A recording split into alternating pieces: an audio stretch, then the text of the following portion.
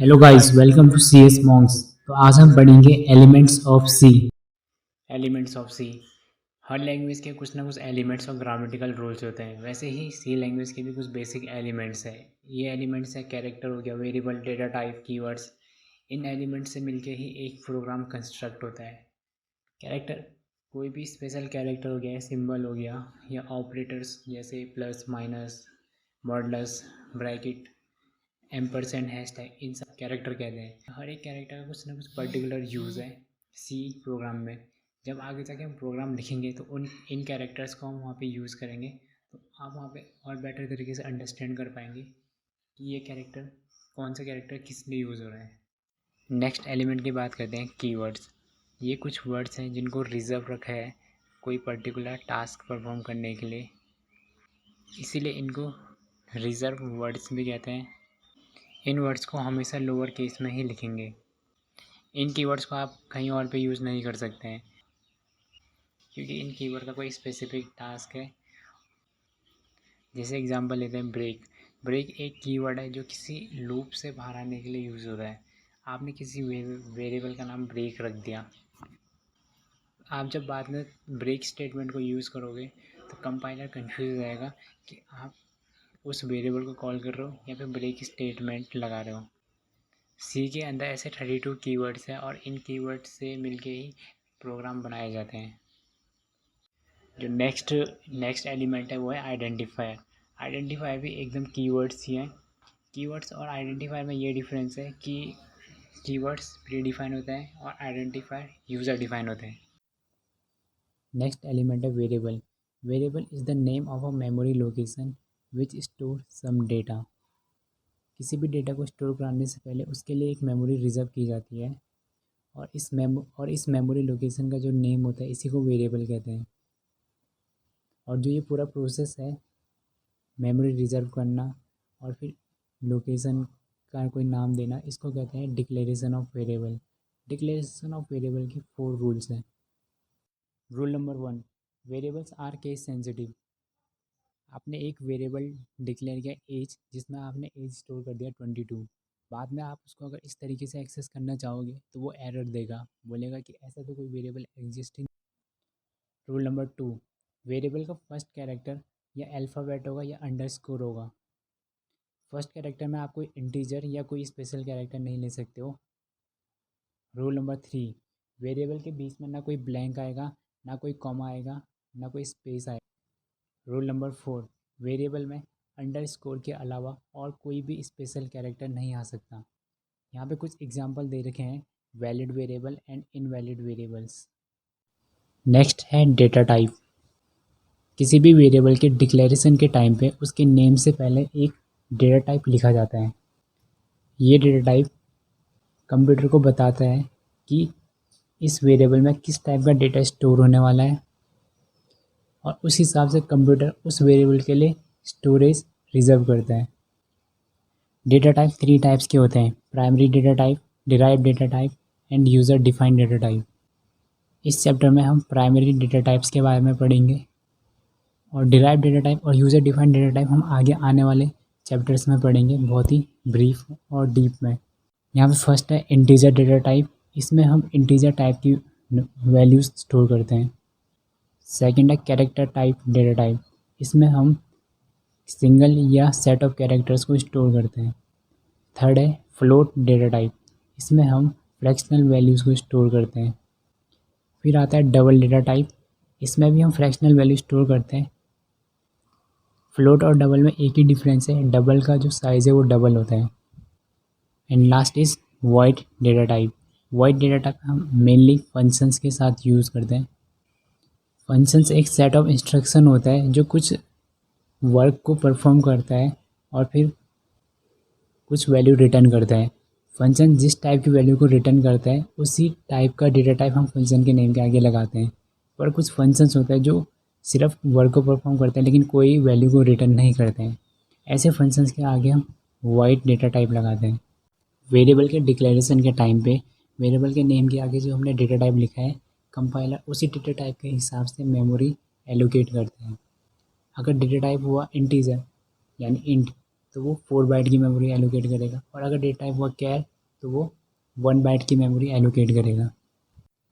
एक integer type का data type 4 bite की स्पेस लेता है। इसमें मैक्सिमम 10 डिजिट तक का नंबर स्टोर हो सकता है। मान लो आपने एक प्रोग्राम बनाया जो आपके स्कूल या कॉलेज के हज़ारों बच्चों की एज को स्टोर कराएगा। जो एज है वो 2 बाइट से ऊपर नहीं जाएगी, क्योंकि एज 2 डिजिट तक ही जाती है।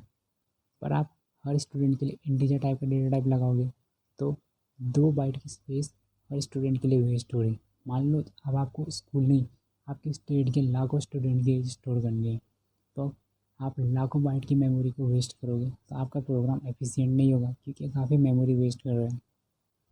तो यहाँ पे यूज होता है क्वालिफायर्स का। क्वालिफायर्स 2 टाइप के होते हैं, size qualifier and sign qualifier. Qualifiers को किसी वेरिएबल के डिक्लेरेशन के टाइम पे उसके डेटा टाइप से भी पहले लिखते हैं। साइज क्वालिफायर डिसाइड करेगा कि उसका साइज़ जो नॉर्मल डेटा टाइप है उससे ज़्यादा होगा या कम होगा, और साइन क्वालिफायर डिसाइड करेगा कि वो पॉजिटिव वैल्यू स्टोर करेगा या नेगेटिव वैल्यू स्टोर करेगा। अगर आप अगर आप इंटीजर डेटा टाइप के आगे शॉर्ट शॉर्ट क्वालिफायर लगाओगे तो वो अब 4 बाइट की जगह ओनली 2 बाइट की स्पेस को रिजर्व करेगा, और अगर आपने लॉन्ग क्वालिफायर लगा दिया तो वो 4 बाइट से ज़्यादा स्पेस रिजर्व करेगा उस पर्टिकुलर वेरिएबल के लिए। अगर आपने डेटा टाइप के आगे अनसाइन क्वालिफायर लगाया तो वो हमेशा पॉजिटिव वैल्यू ही लेगा, और जिस डेटा टाइप के आगे साइन क्वालिफायर लगा होगा वो पॉजिटिव वैल्यू भी स्टोर कर सकता है और नेगेटिव वैल्यू भी स्टोर कर सकता है। इसको आप ऐसे भी याद रख सकते हैं, अगर किसी नंबर के आगे कोई साइन नहीं है तो वो हमेशा पॉजिटिव भी होता है, और अगर नंबर के आगे कोई साइन है तो वो पॉजिटिव भी हो सकता है, वो नेगेटिव भी हो सकता है, वो डिपेंड करेगा उसके साइन पे। अगर आपने कोई भी साइन क्वालिफायर यूज़ नहीं किया है तो वो बाय डिफ़ॉल्ट साइन वाले क्वालिफायर को ही लेगा, यानी आप बाय डिफ़ॉल्ट पॉजिटिव या नेगेटिव दोनों नंबर डाल सकते हो। और अगर आप चाहते हो कि आपका वेरिएबल ओनली पॉजिटिव टाइप की वैल्यू ले तो आपको वहाँ पे अनसाइंड क्वालिफायर लगाना पड़ेगा। नेक्स्ट एलिमेंट है कांस्टेंट। ये सबसे आसान एलिमेंट है लेकिन सबसे ज़्यादा कंफ्यूज भी इसी में होते हैं। कांस्टेंट, तो इसके लिए आपको बस इतना याद रखना है, हर वो चीज़ जिसकी वैल्यू चेंज नहीं हो सकती है वो कांस्टेंट है। जैसे हो गया नंबर 2, 2 की वैल्यू हमेशा 2 ही रहेगी, कांस्टेंट है 2 की वैल्यू, कभी चेंज नहीं हो सकती। 3 की वैल्यू हमेशा 3 रहेगी, 2.2 की वैल्यू हमेशा 2.2 ही रहेगी, ये चेंज ही नहीं हो सकती है, तो ये कांस्टेंट हो गया। ऐसे ही कैरेक्टर कांस्टेंट भी होते हैं, मान लो पाई, पाई की वैल्यू हमेशा 3.14 ही रहेगी, तो ये भी कांस्टेंट होगा। जैसे किसी का नाम रोहन है तो रोहन की वैल्यू रोहन ही रहेगी ना, वो कांस्टेंट है। सबसे पहले कांस्टेंट 3 कैटेगरी में डिवाइड होगा, numeric constant, character constant and string constant. फिर न्यूमेरिक कांस्टेंट के भी 2 टाइप होते हैं, इंटीजर कांस्टेंट और रियल कांस्टेंट। इंटीजर कांस्टेंट जिनमें रियल इंटीजर से वैल्यू आती है, और रियल कांस्टेंट जिनमें फ्रैक्शनल वैल्यू भी आती है। फिर इंटीजर कांस्टेंट की भी 3 कैटेगरी होती है, डेसिमल, ऑक्टल और हेक्साडेसिमल। ये आपको इतना डीप में पढ़ने की ज़रूरत नहीं है, आपको बस इतना याद रखना है कि 3 टाइप के कांस्टेंट होते हैं, numeric constant, character constant and string constant. Character constant वो होता है जिनमें सिंगल कैरेक्टर होता है। कैरेक्टर कांस्टेंट को हमेशा सिंगल इन्वर्टेड कॉमा के बीच में ही रखा जाता है। अगर आपने 2 सिंगल इन्वर्टेड कॉमा के बीच में एक स्पेस भी दे दिया तो वो भी एक कैरेक्टर कांस्टेंट माना जाएगा।